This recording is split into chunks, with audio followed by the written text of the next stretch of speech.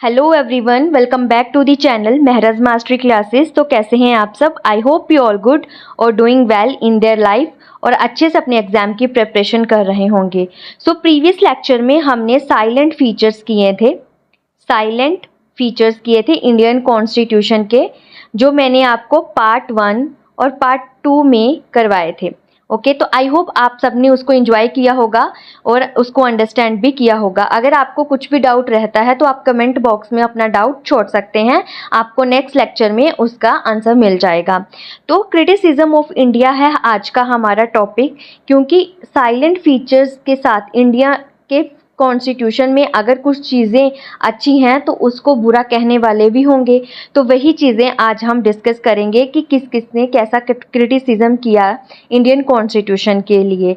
तो सबसे पहले हम थोड़ा सा रिवाइज कर लेते हैं अपना प्रीवियस लेक्चर, जिसमें हमने फीचर्स पढ़े थे। और फीचर्स में हमने पढ़ा था कि लेंथिएस्ट रिटन कॉन्स्टिट्यूशन है, ड्रान फ्रॉम वेरियस सोर्सेज, बहुत सारी कंट्री के कॉन्स्टिट्यूशन से हमने इसके प्रोविजंस लिए हैं।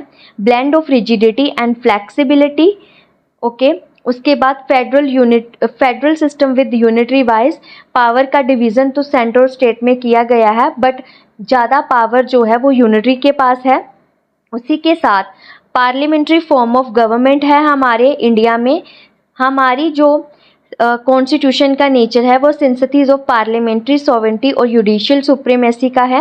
इंटीग्रेटेड और इंडिपेंडेंट जुडिशरी है। उसके बाद फंडामेंटल राइट्स भी हैं, डायरेक्टिव प्रिंसिपल्स भी हैं, फंडामेंटल ड्यूटीज़। इस सेक्युलर स्टेट है, सभी तरह के रिलीजन को हम एक्सेप्ट करते हैं। हमारा कोई रिलीजन नहीं है, आई मीन सारे के सारे रिलीजन एग्जिस्ट करते हैं इंडिया में। एक सेक्युलर स्टेट है। अडल्ट यूनिवर्सल एडल्ट फ्रेंचाइज, 18 साल से अबव कोई भी वोटिंग कर सकता है। सिंगल सिटीजनशिप है पूरे इंडिया में। इंडिपेंडेंट बॉडीज़ भी हैं, जैसे इलेक्शन कमीशन हमारी इंडिपेंडेंट बॉडी है जो फ्री और फेयर इलेक्शन करवाती है। एमरजेंसी प्रोविजंस भी हैं।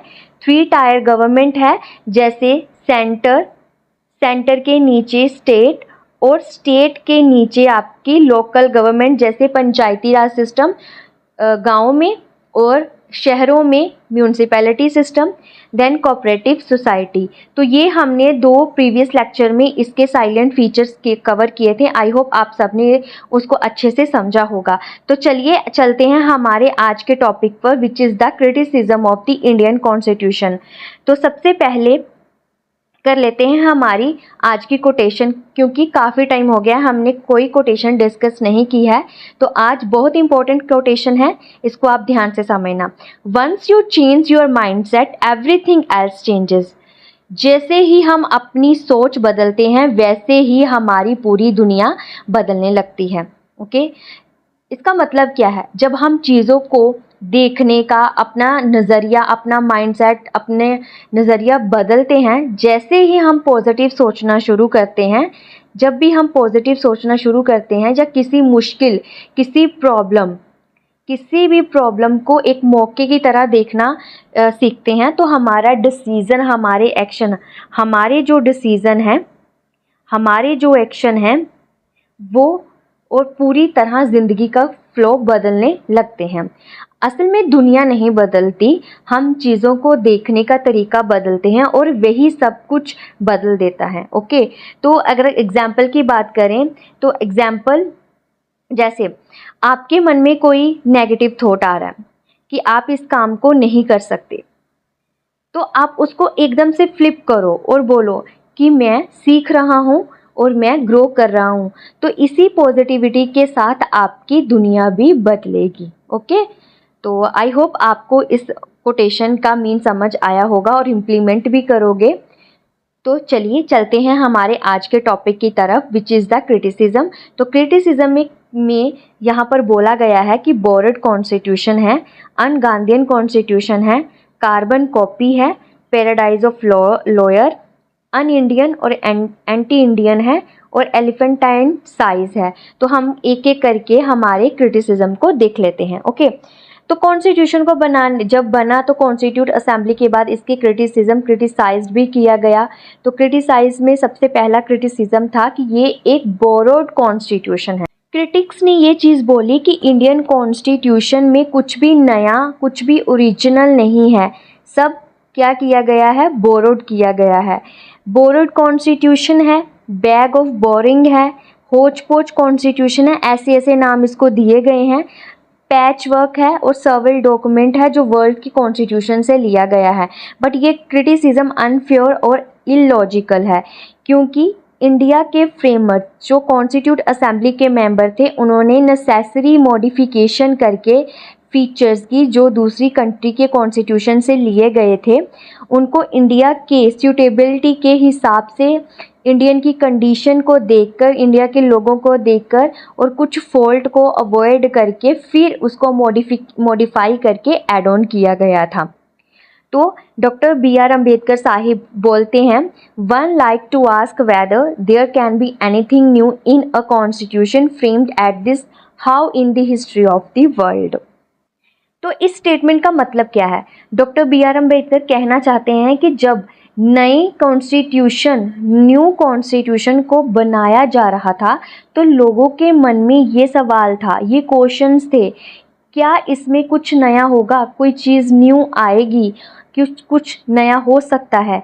क्योंकि दुनिया की हिस्ट्री में कई देशों के कॉन्स्टिट्यूशन ऑलरेडी बन चुके थे, तो किसी नए कॉन्स्टिट्यूशन में ओरिजिनलिटी या नोवेलिटी का स्कोप क्या हो सकता था? तो उनका मतलब था कॉन्स्टिट्यूशन तो प्रिंसिपल्स और रूल्स, ठीक है, का एक सेट होता है जो किसी भी डेमोक्रेसी को चलाने के लिए होता है। लेकिन जब हर देश की सोसाइटी और कल्चर, हर देश की जब सोसाइटी और कल्चर और पॉलिटिक्स अलग हो, डिफरेंट हो, तो उस हिसाब से कॉन्स्टिट्यूशन भी यूनिक बन सकता है। तो यहाँ पर अंबेडकर साहिब जी ये पॉइंट उठाते हैं कि हमारे इंडियन कॉन्स्टिट्यूशन दुनिया के किसी भी कॉन्स्टिट्यूशन से सिर्फ कॉपी नहीं किया गया, इसमें हमने दुनिया की बेस्ट आइडिया तो लिए ही हैं, लेकिन इंडिया की कंडीशन के हिसाब से मोल्ड किया है। ओके, तो यहाँ पर ये स्टेटमेंट कह के ये अंबेडकर साहिब ने क्वेश्चंस का आंसर दिया है क्रिटिसिज्म को। ओके, तो नेक्स्ट है a carbon copy of the government of India act 1935। तो ये बोला गया है कि क्रिटिक्स कहते हैं कि फ्रेमर ने कॉन्स्टिट्यूशन में बहुत सारे प्रोविज़न जो हैं वो गवर्नमेंट ऑफ इंडिया एक्ट 1935 से लिए गए हैं और वही कॉन्स्टिट्यूशन में डाल दिए गए हैं। तो इसको कार्बन कॉपी भी बोला गया है और साथ में ही इसको बोला गया है कि ये एक अमेंडेड वर्जन है गवर्नमेंट ऑफ इंडिया एक्ट 1935 का। एंड श्रीनिवासन ने ये कहा कि इंडियन कॉन्स्टिट्यूशन अपनी लैंग्वेज में, दोनों लैंग्वेज में एक क्लोज कॉपी है गवर्नमेंट ऑफ इंडिया एक्ट 1935 की। सर आइवर जेनिन जो ब्रिटिश कॉन्स्टिट्यूशनलिस्ट थे, उन्होंने ये बोला कि कॉन्स्टिट्यूशन डायरेक्टली डिराइव तो किया गया है 1935 के एक्ट से, उसके टेक्सचुअली भी सेम उठा लिए हैं, मीन्स कॉपी करके लिखे गए हैं। ओके, तो सर आइवर ने ये स्टेटमेंट दी थी क्रिटिसिज्म करते टाइम। तो डॉक्टर B.R. अम्बेडकर जी ने यहाँ बोला, इस क्वेश्चन का जो आंसर देते कि draft constitution has reproduce a good part of the provision of government of India act 1935, I make no apologies. तो उनका कहना था कि अगर कुछ पुराने लॉज अच्छे और काम के हों, ठीक है, अच्छे और काम के हों, तो उन्हें नए कॉन्स्टिट्यूशन में रखना गलत नहीं है। ज़रूरी नहीं है कि हर चीज़ नहीं हो, इम्पोर्टेंट ये है कि वो इंडिया के लिए, भारत के लिए काम करें। ओके, तो आई होप आपको ये क्रिटिसिज्म भी अच्छे से समझ आ गया होगा। तो चलिए चलते हैं नेक्स्ट क्रिटिसिज्म की तरफ, which is the an Indian और एंटी इंडियन। ओके, तो क्रिटिक्स का कहना था कि इंडियन कॉन्स्टिट्यूशन अन इंडियन है, एंटी इंडियन है और ये रिफ्लेक्ट नहीं करता पॉलिटिकल ट्रेडिशन और स्पिरिट ऑफ द इंडिया। तो क्रिटिक्स का कहने का मतलब यही था, मानना था कि इंडियन कॉन्स्टिट्यूशन अन इंडियन है क्योंकि ये भारत की अपनी पॉलिटिकल ट्रेडिशन और वैल्यूज़ को रिफ्लेक्ट नहीं करता और ये भी कहता है कि ज़्यादातर ब्रिटिश और वेस्टर्न कंट्रीज से ही सिस्टम कॉपी किया गया है और इसमें पंचायती राज और धर्म और अपने सोशल वैल्यू की कमी है। तो यही चीज़ यहाँ बोली गई कि कॉन्स्टिट्यूशन अनसूटेबल है इंडियन सिचुएशन के लिए और ये वर्केबल नहीं है इंडिया के, क्योंकि इसकी नेचर फॉरेन है। तो लोकनाथ मिश्रा ने क्रिटिसाइज करते टाइम ये चीज़ बोली कि slavish imitation of the west much more slavish surrender to the work. तो कुछ लोग कहते हैं कि इंडियन कॉन्स्टिट्यूशन सिर्फ वेस्टर्न मॉडल के स्लैविश इमिटेशन, मतलब कि अंधी नकल ही नहीं की गई, बल्कि ये पूरा का पूरा वेस्टर्न आइडिया के सामने अपने आप को सरेंडर कर देता है। तो लक्ष्मी नारायण साहू ने आइडिया देते बोला कि ये ड्राफ्ट कॉन्स्टिट्यूशन जो है वो मैनिफेस्ट नहीं करता फंडामेंटल स्पिरिट ऑफ इंडिया को। ओके, तो इस क्रिटिसिज्म, ये constitution would not prove suitable और वुड वर्क डाउन सोन। हाँ, इसका मतलब क्या है कि कॉन्स्टिट्यूशन वर्क नहीं करेगा, जो ये कॉन्स्टिट्यूशन बनाया गया है ये वर्क नहीं करेगा इंडिया में और जल्दी ही ब्रेक डाउन हो जाएगा। बट अनफॉर्चुनेटली वही कॉन्स्टिट्यूशन आज भी वर्क कर रहा है, वो सक्सेसफुल कॉन्स्टिट्यूशन है पूरे वर्ल्ड में। Next, an ungandhian constitution. यहाँ पर क्रिटिक्स ने ये बोला कि इंडियन कॉन्स्टिट्यूशन अनगांधीयन है क्योंकि इसमें गांधी जी की आइडियल्स और फिलॉसफी को ऐड ऑन नहीं किया गया। उनका पॉइंट था कि कॉन्स्टिट्यूशन जो बिल्ड किया गया है वो उसमें विलेज पंचायत और डिस्ट्रिक्ट लेवल पंचायत नहीं है, तो पहले नहीं थी, फिर 73rd और 74th अमेंडमेंट करके पंचायती राज सिस्टम और डिस्ट्रिक्ट पंचायत भी लेके आए थे इंडिया में। ओके, तो के हनुमानथिया एक्चुअली कहते हैं कि जो कॉन्स्टिट्यूशन महात्मा गांधी चाहते थे ना, ये वैसा कॉन्स्टिट्यूशन नहीं है। उसके बाद टी प्रकाशन जो कॉन्स्टिट्यूट असेंबली के मेंबर थे, ये बोला गया this lapse to Ambedkar non participation in the Gandhian movement और the antagonism toward the Gandhian ideas. T Prakasam कहते हैं कि ये लैप्स फेल्यूर इसीलिए हुआ क्योंकि लोग या तो प्रॉपरली गांधीयन मूवमेंट में शामिल नहीं हुए या फिर उनको गांधी जी के आइडिया से प्रॉब्लम थी। ओके, नेक्स्ट है आपका एलिफेंटाइन साइज कॉन्स्टिट्यूशन। ये बोला गया कि ये कॉन्स्टिट्यूशन काफ़ी बल्कि है, काफ़ी डिटेल्ड है और अननेसेसरी एलिमेंट लिखे गए हैं इसमें। आइवर जेनिन का कहना है कि जो भी प्रोविजंस लिए गए हैं वेल सेटल्ड नहीं है, अच्छे से नहीं लिखे गए, बहुत ज़्यादा लंबे हैं और कॉम्प्लिकेटेड हैं।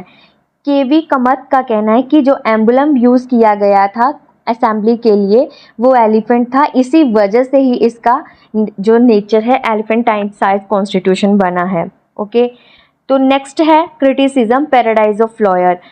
तो क्रिटिक्स कहते हैं कि इंडियन कॉन्स्टिट्यूशन लेजिस्लेटिक और वेरी कॉम्प्लिकेटेड है क्योंकि लीगल लैंग्वेज लिखी गई है और इसमें फ्रेजोलॉजी जो यूज़ की गई है वो कॉन्स्टिट्यूशन को कॉम्प्लेक्स डॉक्यूमेंट बनाती है। सर आइवर जेनिन का बोलना है कि ये लॉयर्स की पैराडाइज है। एच के महेश्वरी का कहना है कि जो ड्राफ्ट टेंड किया गया है लोगों के सामने वो काफ़ी ज़्यादा लिजिटिजियस है और इंक्लाइंड है कि लोग क्या करेंगे, छोटी छोटी बातों को लेकर कोर्ट में पहुंच जाएंगे और झूठ बोलेंगे, तो इसमें नॉन वायलेंस क्रिएट होगी। So this is it for today. आज के लिए इतना ही। तो क्रिटिसिज्म में हमने borrowed constitution, paradise of lawyer, an Indian और एंटी कॉन्स्टिट्यूशन पढ़ा, एलिफेंटाइन साइज पढ़ा और कार्बन कॉपी के बारे में जाना और अनगांधीयन कॉन्स्टिट्यूशन के बारे में जाना।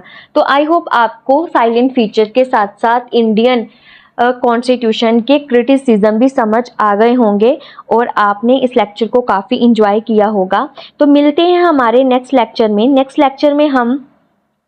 लेक्चर में मैं आपको इंडियन कॉन्स्टिट्यूशन के आर्टिकल्स करवाऊंगी कि आर्टिकल फर्स्ट में क्या चीज़ें हैं, आर्टिकल सेकंड में क्या चीज़ें हैं, कितने शेड्यूल हैं, ये सारी चीज़ें नेक्स्ट लेक्चर में की जाएंगी।